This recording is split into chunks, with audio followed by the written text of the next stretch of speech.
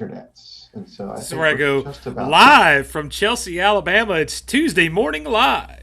Yeah, something like that. No, we Yeah, are live. We're coming at 5 by 5, so that means all five of our possible primary destinations are up and participating all with five, us. including Twitch, which is just Number hilarious. one, number one on Twitch. We're number one.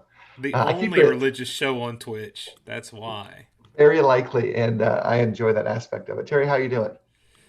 I'm good. Philip, how are you? Well, I'm a little concerned for today. Terry's in a mood, and so I think he's ready to. But let's be honest. When is Terry not in a mood? I mean, come on. Let's just be for real. It's just that's where I live in the mood. Yeah, I'm just sensing a larger potential for you to attack today with that mood. I'm just feeling I that think the word attack anxious. is very strong. I'm way more passive aggressive than attacking people. Well, we'll see how it plays out. We'll see how it plays out. In just a couple Yeah. minutes, we're actually going to continue with our series of dialogues about the work of preaching. And we're going to make a couple of quick connections today about some of the things we've discussed in the past, things like planning and preaching, things like, making a good understanding of what the work is, refining goals and keeping goals and all of that, but try to get it in a way that really helps us be more effective. And that's really part of our big goal here is to do the work well. So that's a couple of minutes away. But Terry, I want to ask a quick question because we have our little pre-banter time. Unless you've got one for me. It's Oh been a couple no, of go weeks. ahead. I mean, I don't know. no, I don't have any questions for you. Only answers. Yeah, Terry has all the answers. That's why he likes doing this. He's got all the I answers. don't know about that. Okay, so very simple thing. The best dive restaurant you've ever eaten at. Dive restaurant? And that Wow. means there's got to be a place that may be on the sketchy level of the health department store. So you got to kind of see what you come up with. Oh man, there's lots of barbecue places in Memphis that should be on the health department list uh, that I've eaten at. I'm just gonna throw that out there. I mean, I used to go on Triple D's website to find places, and I don't know if that qualifies. No, they look if something that's on Diners, Drive-In, and Dives, it's nowhere close to the health department list. Let's just be for real about that. Mhm. There's a Leonard's Barbecue that's just a big all you can eat buffet in Memphis. It's not the best ribs, but if you're very hungry, go there. They have catfish and ribs and all kinds of great things. It's a place in I think it's Clearwater. It's near Indian Rocks Beach called Keegan's Seafood. It was fantastic. Little strip mall, hole in the wall place. Uh, Grouper Reuben, by the way, they serve a Grouper Reuben, which is pretty awesome combination. But my favorite place is actually because it's sentimental. When my mom lived in Connersville for a while, my aunt and uncle still live there. There's a place we went for breakfast all the time. I don't even really know the name of it. I think it maybe there it was Mag. We went to Maggie's later, but before that, there was this place we just called simply the Greasy Spoon for breakfast. Mhm. And I know that wasn't the name, but it was like that's where we're going, the Greasy Spoon for breakfast. It was always packed. That's the thing I think the world needs more of, by the way, Phil, is great breakfast establishments. And by that I mean like the little mom and pop places that you can go get your 2 egg sausage, toast for like $3.99. Like those places are what the world needs more of. There is none of that here around me in Alabama. Like for I don't know of a place like that in the county. Like when you ask people where you can get breakfast, it's either like McDonald's or First Watch. It's some brand name. Now I want some place that is like Aunt Becky's Greasy Spoon kind of thing. That's so that's for me. It's very sentimental. The Greasy Spoon, man. It was you couldn't get biscuits, only toast. All right, so for me, two of the places that would have been my favorite have closed. One of them was the Flippin' Burger in Allgood, Tennessee, and then the 13th Street Country Cafe in Cookeville, Tennessee. Both of them closed a number of years back, for a couple of different reasons. One moved into a different location and closed that small location. Around here, it's probably going to be El Taquito, which is a Mexican place in a gas station. Yeah. And they have a really good breakfast. Their breakfast tacos and breakfast burritos are excellent. Just nothing special, but always good and always feel like it's the right choice for the day.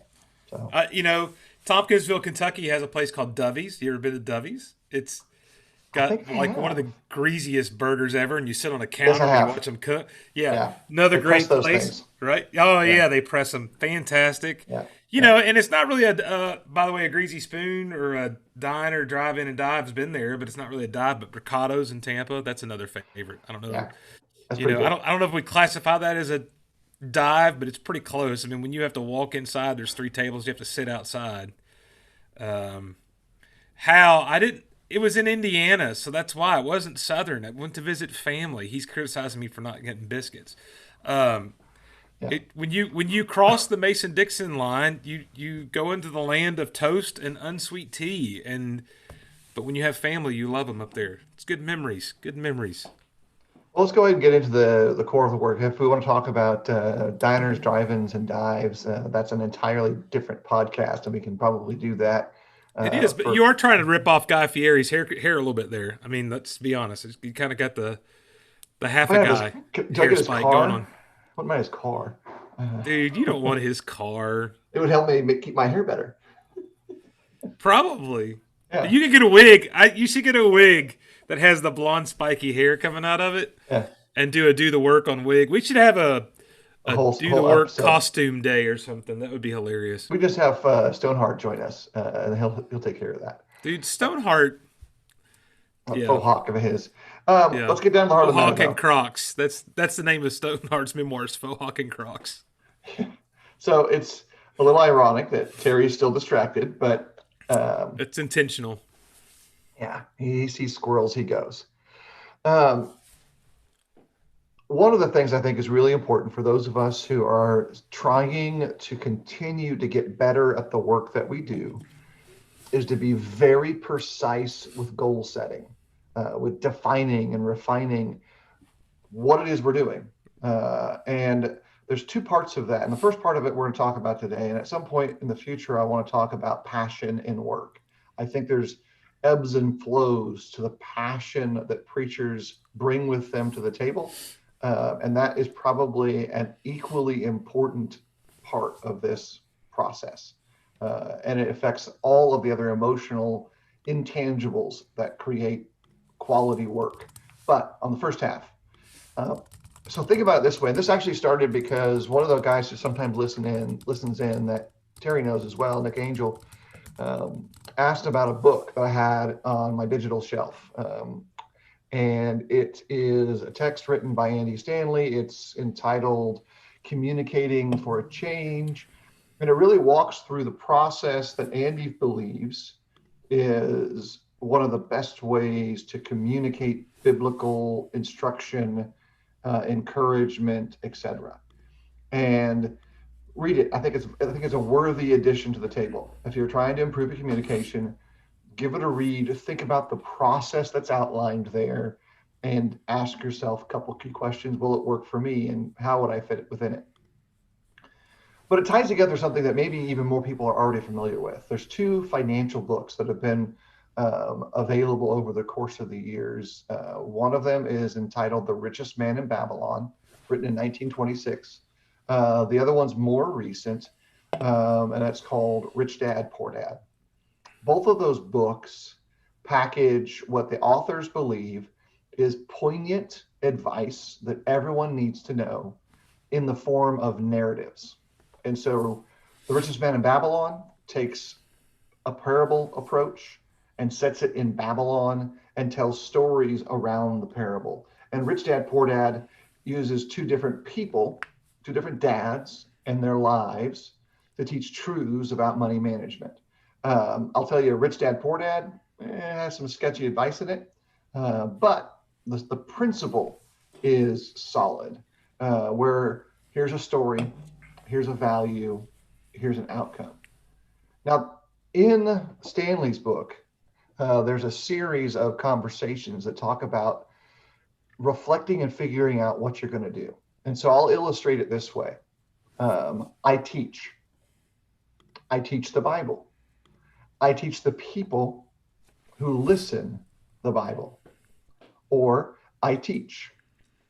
I teach about God. I teach people about God. I teach people how to follow God. I teach people who God is. All of those can fit into the basket of questions to ask before you sit down to write your sermon. Um, but all of those also have different answers. And as somebody, and I'll speak for myself, I think Terry probably is the same this way, who can be easily distracted. Having a clear, this is my destination, this is my starting point, makes everything that happens in the middle so much better.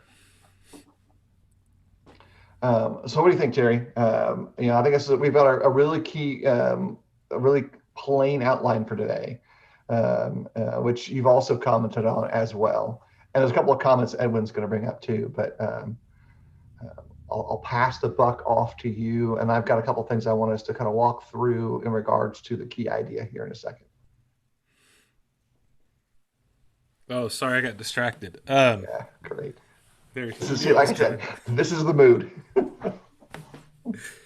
Yeah, Edwin. Edwin and I talk about he had a phrase, and I forget who he ripped it off from because I know it didn't come from him. Probably some great author, not Edwin. Called clarifying the win, which kind of gets to the same idea, which is the idea of just knowing what your purpose is, and even there's goals are on different levels. You have the overall big picture goal, but then you have short term goals, and really that idea of clarifying the win is just a way that you are able to define, hey, here's when we know we've won, and that same kind of mentality gets into kind of what we're talking about. I think this idea of knowing your focus is important for not just us, but even for churches. And I think that's one of the things I think that's interesting in from a corporate perspective is just yeah, that was Andy Stanley. Oddly enough, Edwin said is that I think a lot of churches aren't focused either, and I don't think they understand who they are, what their mission is. So very important to do all of that in order to stay focused and to be able to stay on track with the work that we need to do. Right. And so there's an acronym that I've kind of kept in my head over the years. It traces itself back to the history of IBM, but it's SMART goals: specific, measurable, achievable, repeatable, and trackable. Um, when it comes to setting goals for myself, when it's in the sense of big picture thing, that's what I try to do. This is my specific goal. This is how I'm going to personally measure it. This is a goal that's reachable. Like every goal should actually be attainable. Otherwise, it doesn't really fit the model that I'm trying to work from. And then I can repeat it. Like if I gave it to somebody else, they could also figure out how to have that same progression of improvement and then trackable. There's got to be some way for me to keep track of my participation in it. So with that, we go back to refining the purpose of your work. If God tells us, in the broad sense, to do the work of an evangelist, or 2 Timothy 4:2, preach the word, those are similar but yet different goals. They're all living in the same educational, informational, exhortational space, but they're not necessarily the same. And so for at least, we'll pick a component. Let's just say it's our preaching. We're gonna prepare to get up to preach. I think we have to define that purpose well before we do anything else. Like, why are we doing that? What drives us to step into that spot and then say anything if we haven't defined what the purpose was there? Like, Well, I Terry? think so. For me, I look at Matthew 28 there. 18 through 20 is really a kind of a purpose mission kind of thing. The idea of making disciples, discipleship, I think, is a huge thing we often overlook. So in my preaching, it has to fall in line with, essentially that passage says the way we make disciples is by baptizing them and teaching them to observe the things that are commanded. So my preaching, in that sense, follows along with the idea of I have to give things to people that help them be better disciples tomorrow than they were today. Now, the reason I think that's for me is my focus is I'm going to be a little critical of preachers here for a moment.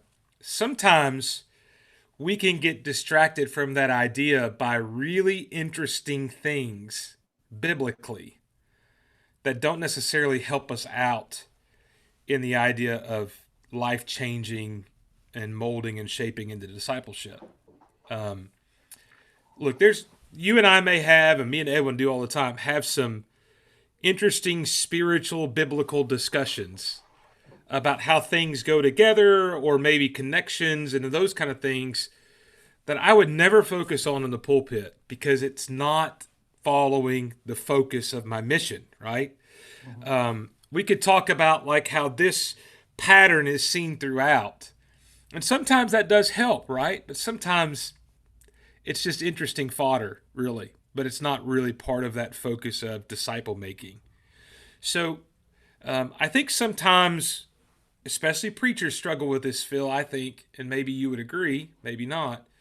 We find some new kind of way to look at something or some little intricacy we think is really, really cool, and we rush to share that, but it has absolutely like no value whatsoever to the listener in their walk of being a disciple of the Lord. And in that sense, I think, and this is the point I'm trying to make, I think sometimes even good things can be a distraction from your focus. Yeah. And that's look, there's a difference between some of the personal study we do and what we share from the pulpit. And I think sometimes we fail to make that distinction because we fail to see the focus. So when you ask me, well, what's your focus? Helping people walk as disciples. That's my focus. Now there's a lot of tenets underneath that umbrella, right? That manifests itself in a lot of different ways. But overall, and I think that's a pretty good. While we may all word it differently, we may say it differently. We may say, my job is to teach in a way that helps people love the Lord. That's still helping people walk as a disciple. That's what that is. So, and I know you do this. I do this too. All these sermon planners that people. And by the way, we talked about that last week. The value of that. I used to not see any value in the sermon planner either, and I do now. But when you and I do that, a big component of that is asking ourselves, planning those sermons out. How does this help my audience serve the Lord better? Like what? So I'm not just walking through the minor prophets to check some box off. Yeah. I'm going through the minor prophets for a purpose, and it's tied back to their discipleship. And there's a lot, what is good for, say, a small social media post may not have any value in the pulpit, or at least in how it's framed and presented. Because I'm thinking about it from this way, and this, again, back to the preaching. Every ounce of the inspired message of God is great. But God has challenged those who preach with the responsibility of taking whatever portion is appropriate at the moment and lifting it to the top of the table and saying, in essence, this is what God said. This is what I understand it to mean. Here is the need, and this is how God's inspired word and what I understand it to mean satisfies the openness of that need, and fills the space or rebuilds what's there. And I think there's some real powerful potential if we start thinking through that on the formative side. I've talked about this before. It's something that I have been doing for years, and I've seen others describe it in different ways. I have an ongoing mental image of a made up person who I am anticipating their presence in our assembly. And it's an amalgamation of everybody who is in the region, but also brethren's individual needs. And that whole box creates the human that listens. And so my lesson is designed to impact real people with Yeah. real needs. Edwin talks about the kind of the biblical roadmap of reprove, rebuke, and exhort. And I think there is value in using that as the roadmap. He's usually talked about the same way, like map it out.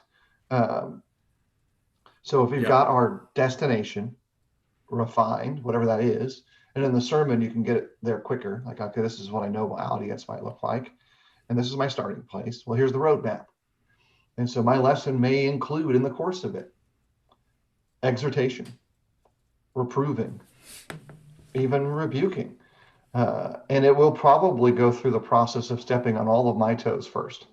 Um, each time I refine it and rewrite it in a way that it spears personally, You, impact personally.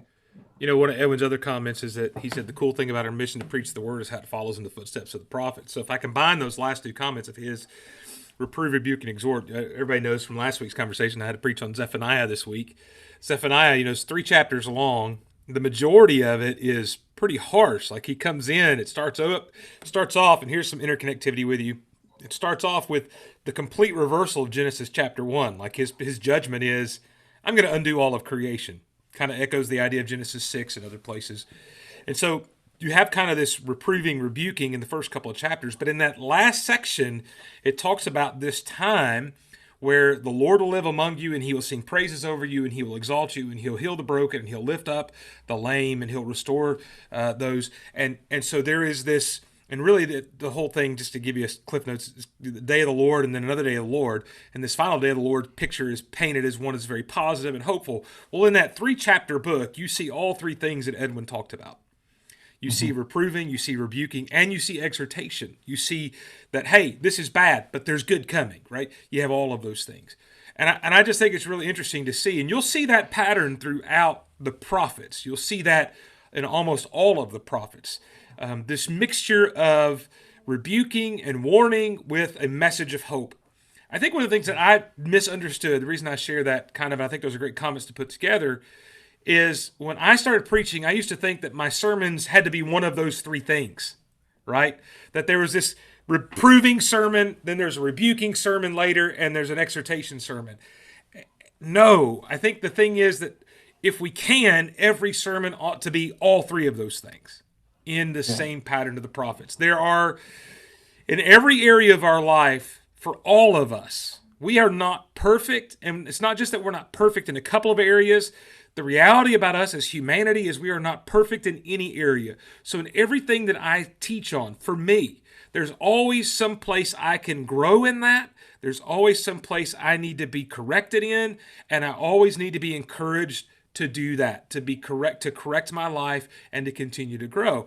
So I think it's a great comment just to say those things aren't separate sermons. That's a description of the entire process: Right. reproving, rebuking, exhortation.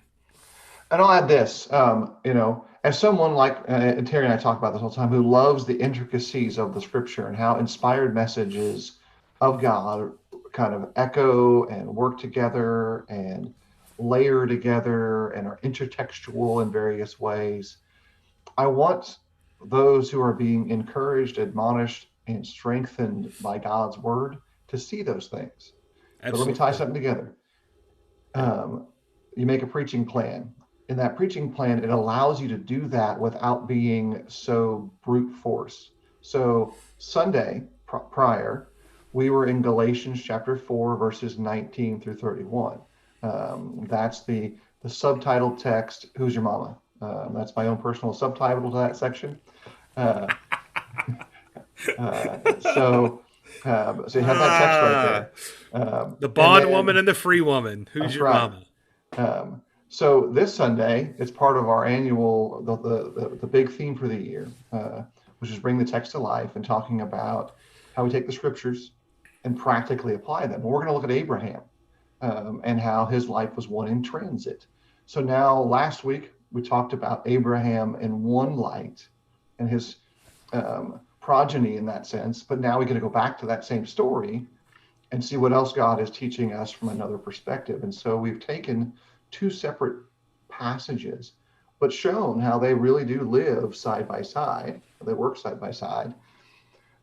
And that's part of those refined goals, because our annual goal is different than my sermon goal, but they can Yeah. both be used to accomplish big goals together. Yeah, absolutely. And I think, you know, I said earlier about getting distracted. Look, I think it's important to show the interconnectivity of the Bible, and I'll do that. But that's not your whole sermon. Like, I Mm-mm. think that's my point is you can get so bogged down into showing all of these patterns and different things that you don't take the time to make the application. Right. And I know you've done this, and I have too, where you've listened to a sermon. And by the way, this is not a young guy, old guy problem. This is just a problem where you sit there and you listen to a sermon, and at the end of it, you go, he said a lot of neat things, but I don't know what to do with that. Like, there was nothing to take away from that to go, here's how I grow from this. Here's how I make my life better. And maybe that's just because he intended for me to make those applications from what he said. Let me speak to that.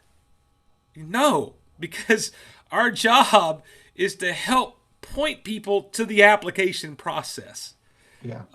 And to say, hey, here's how we need to change. Here's how you can grow. Here's how you can walk better as a disciple right now than you did when you came here. Like that's the purpose of all of this. And so I just think it's really important to kind of make that point. You know, you said earlier, or your copy was, and I made fun of you because it like your second point was it looked just it's like dangling, right? Do that. It's like do what? Like Yeah. That was but once you intentional. figure out, yeah, once you figure out here's what my purpose is, stick to the purpose. Like Yeah. just stay with that. Don't get distracted by some new knowledge or some cool way to say something. Stick to the purpose. Make sure that you're able to accomplish that. Edwin is saying pointing the application process is the meaning of exhort in Paul's words to Timothy. Yes, absolutely. And Yeah. that's kind of what we're saying is without the application process, there is no exhortation, which means there is no growth, there is no change, which means there's no value to what you said. Yeah, and here's a thing, kind of a package point to consider. It's like, well, how do I do that? Well, refine your goal to define it. There's a process talking about asking the question behind the question. So even if you get an answer to a question, figure out additional questions that will give you defining space to what you think your goal is. The who, what, when, where, why concept expanded, because maybe you need to ask five layers of why questions to get down to a root cause or a root application. And if you don't do this, I want to encourage you to do a couple things for those who are preachers specifically, but anyone who's going to teach. Make sure that when you both start the process of writing that Bible class or lesson or sermon, you have, this is my application. This is my big application that I'm trying to drive to. That might change from the day you start writing it until the day before you present it, but you better have that on the page. Like, this is what I want to accomplish. It's as important, maybe more important than the rest of the process of the actual crafting of the sermon, is to know what you're really getting to.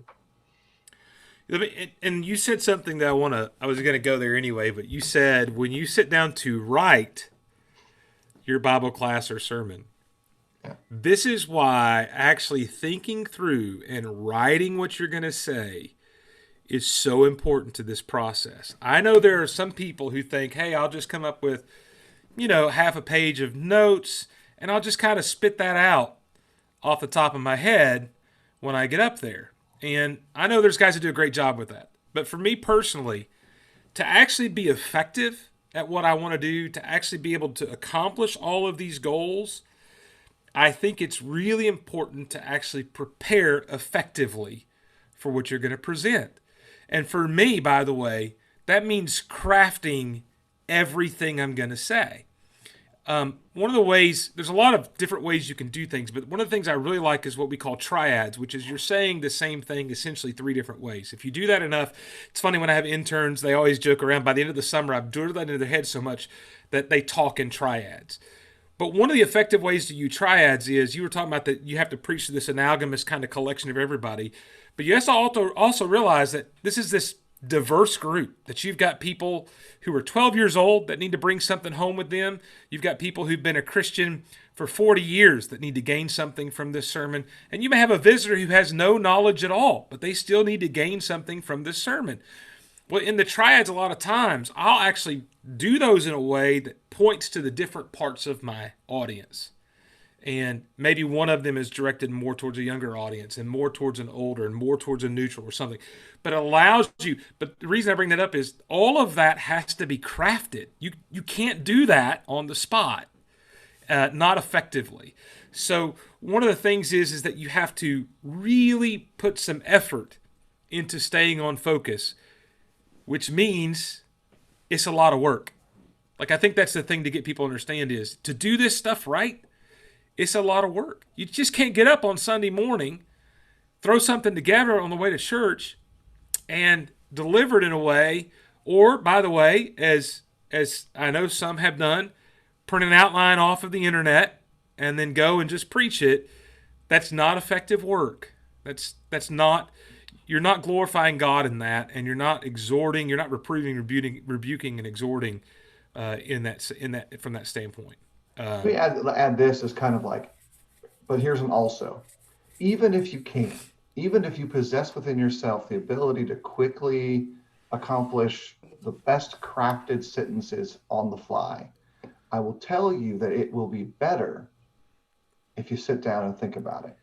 Now I'll expose myself here and just say, like, look, Sunday in my sermon, I had a section of my outline that just had the key facts. Like, here's some key facts about Abraham's life. Boom, boom, boom, boom, boom. And I didn't take the time to write out exactly how I wanted to say it because, come on, it's Abraham. I know all this stuff. And immediately, what do? I start conflating Isaac and Ishmael and Sarah and Hagar because I didn't write it out. That's on me. Messed up. It's on me. And I know better. So that's really where today's topic came from, was your own shortcomings on Sunday and your failure because you were canoeing in 2 inches of water on dry land. To have your social media post. Yeah. Well, and so that was the sermon was written Thursday before we went out. So it's always that way.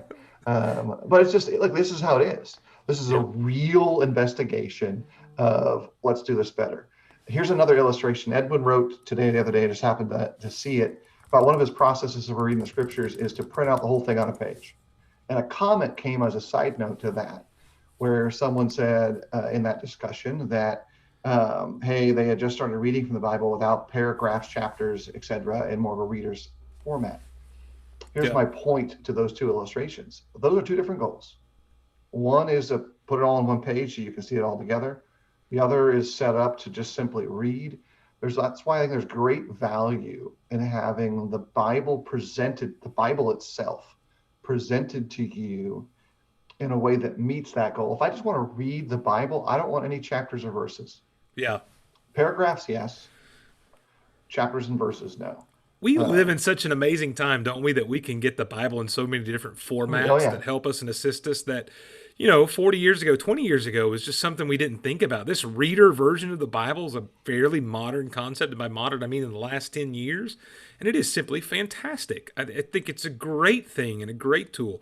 But then, on the other hand, you can print out, or if you're like some of us, you can buy the journaling Bibles, and it's not all on one page, but you have Bibles that are designed specifically for note-taking, underlining, writing, and all that kind of stuff. I mean, we have so many tools to help in this area. That's just, I think it's one of those moments to kind of be thankful. Hal brought up, is there a place at all for sermons that simply clear up a confusing point or refute a common misunderstanding? I agree that application is paramount, but occasionally, which he means rarely, I'm content to be merely informative. I think there's a place, although I would still try to make application, but my response to you would be that the fact that you're clearing up a confusing thing is a form of application. It is a form of that without maybe making a direct practical application, which is different, which the practical is, hey, go do this, versus You thought it was this way, but it's really this way. Um, but even then, I think that when you clear up a confusing point, and Edwin points to this, you're usually doing that in order to make better application than is made when the point is confusing. And so I think it's kind of really important to kind of see that. So I would say even an informative sermon needs to have at least some moment of clarification and application at the end. Here's Yeah, why this is important. If you just simply say, hey, there's confusion on this, here's why this is important. For instance, just take something easy, evolution versus creation, and you present all of that, and you come back at the end and you say, the reason this is important is because you need to know the Bible is true, the story of the Bible is true. You can trust the Bible, which means you can trust God. That's application. It's that simple. So I think it's not very difficult. Don't think that application has to be some awe-inspiring new thing you've never heard before. That's not it at all. You know, my sermon Sunday was, hey, day of the Lord's coming. And for some, the day of the Lord's a bad thing. But for others, the day of the Lord's a great thing. Make sure it's a great thing for you. That's the simple application of Zephaniah. You don't have to go much deeper than that. Sometimes we need just to hear that. Submit to God, take refuge in Him, so the day of the Lord's something to be longed for rather than feared. That's the application. So application doesn't always have to be some wow moment right. that is out there. So Mr. Holmes comments, indubitably, he says, I agree about crafting the lesson with almost word for word precision.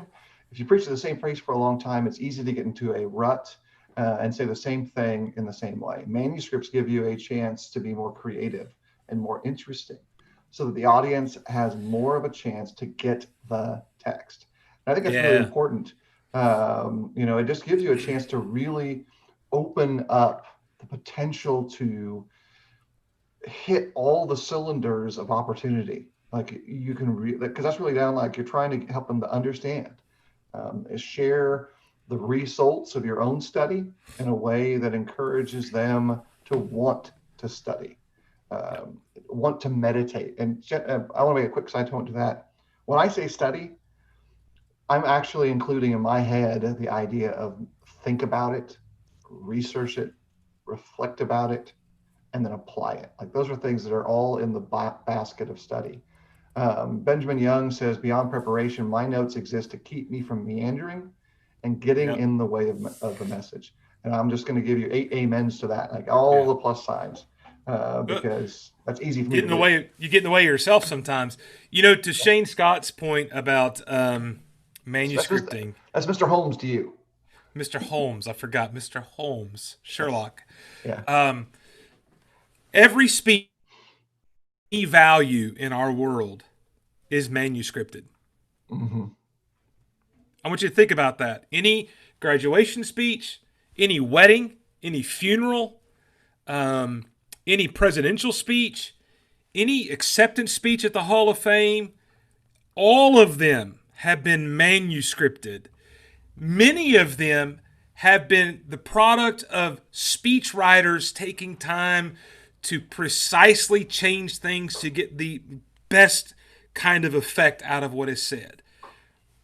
And what we do as preachers every Lord's Day is far more valuable than any of those speeches that I listed.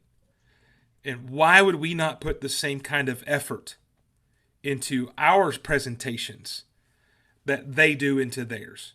And I just think that's the point that really for me has kind of been important to me over the years. Hey, if I believe this is important, I need to treat it like it's important. And I need to stay focused, and I need to make sure that I craft it in a way to achieve my focus. I'll get off my I'll, soapbox. yeah. And here's a couple of values of that, in a sense of getting to the goal and achieving a goal. Maybe in that process, you determine that the best length of time to speak on a subject is X number of minutes, like 27 minutes. That's the amount of time you feel like is the optimum space in your message. Well, how are you going to know to preach 27 minutes? Well, you can figure out two things pretty easily. If you've got a manuscript, you know how many words are on the page and you know how fast you speak. And so it's really super easy to figure out how long will it take me to say this many words. All right. Yep. I have 38 minutes of manuscript. That's not going to work. Yeah, you can really, when you get used to your outline, you know. On the application phase, Edwin said this power of persuasive preaching by Cat. He mentioned that we often need to make our applications specific more than just kind of general. So he brings up the idea of being more kind, make it specific, make an assignment for the week. So here's a triad of be more kind. You could say, this week, I want you to show kindness to people. I want you to let somebody ahead of you in line at the grocery store. I want you to let somebody onto the interstate that you would normally keep from getting onto the interstate or you would pass. I want you to open the door for somebody or smile at them. Those are three things that are versions of being kind that help you understand a much broader, yet being more specific kind of way. And if you think and you go a little deeper, you can find even more specific ways than that. That's just the way that kind of being specific and through the triad, letting you laser focus into things, helping you kind of find a way to people go, oh, that's what they mean. Okay, I can go do that. And I agree 100% that sometimes we give generic statements that need to be a lot more specific in order for us to kind of help people focus in more. Yeah. And BJ also mentions this. If you really want to help improve your manuscript process, listen to yourself in a recording and Oh, hear how you sound and what you actually say and make a decision. Do I want to keep want to use like a formal speech in my manuscript, or am I willing to write informally in my manuscript because that's how I speak is an informal format, and determine that. That's a pick. You get to choose. yeah. Charlene Rice also says on the other end of this that she teaches kids classes regularly. She uses those Bible lessons to try to create some contrasts in. Oh, Edwin's nervous because he's going to have to listen to himself speak. I'm guessing that's what he's nervous about. Well, But Edwin, I've listened to you speak, and it's no pleasure trip. Let me tell you that. yeah, I'm uh, kidding. I'm yeah, kidding. yeah. Are you though? Are you? No, I think Charlene's right though. She takes those first century lessons and compares them to 21st century living. I'm talking about parables, events in the Old Testament, and says, how do we do this today? How do we go act like this? How Yeah. do we go live like this? All right, here's how we do it. Not just go do Yep. it. Here's how. Here's the what. If you're following along in the comments, Edwin dropped his 4 questions from Andy Stanley about his audience. And I think that's a great list. Yeah. Yeah. And yes, you can now watch yourself on video. And if you Which really is want to have, worse. yeah, it is. We've all had Now a I've got chance to to go do on a that. now I've got to change the way I talk and go on a diet. That's Yeah. what I learned from watching myself. I will tell you though, like listening to myself it was important because what BJ said about formal versus informal is more powerful than you think. Look, there was a time when I got up to preach, I had preacher voice nightmare, tried to be over the top formal pronunciation. And after listening to myself a couple times, I just realized that's just not me. I mean, I am who I am, warts and all, and that's probably going to get a response from Edwin as well. But at the end of the day, there's nothing to be gained by pretending to be something. I can't be D Bowman, is what I mean by that. That's not who I am. And so listening to yourself is powerful. I'll say this: the other key to writing better manuscripts, better sermons is just to write more. That is one of the values of writing bulletin articles that people that want to get rid of bulletins, I think, really underestimate. The more writing you do in general, the better writer you become, and the better writer you become, the better communicator you become. And so it's just really important to kind of do that. Keep writing in ways that you can. And if you don't have bulletins to do that in, do it on social media posts or whatever. But keep writing. That's a skill to speaking that we often overlook. Yeah, I think all of those, are all part of what we need to be layering out. So I want to get better. I want to improve, and so I have to define that goal. And once you define it, and get after it. Yeah. Like I said before, I don't know if it's going to be next Tuesday, but at some point in the next couple of weeks, we'll talk about passion in preaching. I think that's an undervalued attribute that really is something sustainable and something feedable. You can feed your passion to preach. I'll show up on Um, fire that day. yeah, literally Uh, literally. We're about done for time wise. We want to really thank everyone for the excellent interaction in the questions comment zone. You guys have really added a great value to the conversation today. I really appreciate it. And that even includes Edwin. I want to give him the specific attribution that he needs. Um, I want to give a bit of advice because that's kind of where we're at with some of this stuff. You probably know someone in your life who preaches and teaches, and they're really good at something. I would encourage you to do something this week. Think about what and who that is. Reach out to them and thank them for that. And what you're doing is you're providing encouragement to the passion side of their preaching. You're telling them that they matter. What they've done, said, or encouraged you through matters. And you're probably going to help them do that again for somebody else. So whomever that is, um, encourage them in ways that leverage their value to others because they've been valuable to you. Um, just a little bit of a interconnected advice. Terry, last comments before we close out for today?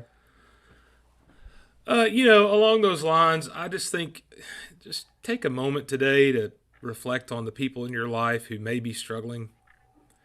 Just send them a text or a kind word, and look, I'm going to tell you, all of us are struggling. Um, I think that's maybe the thing that we often overlook, but we all have our baggage to carry. There's a lot of people that are dropping their kids off for school for the first time, and that's an emotional thing for them. There are people who are losing their parents and they're not able to be with them because of the restrictions, and that's a very difficult thing.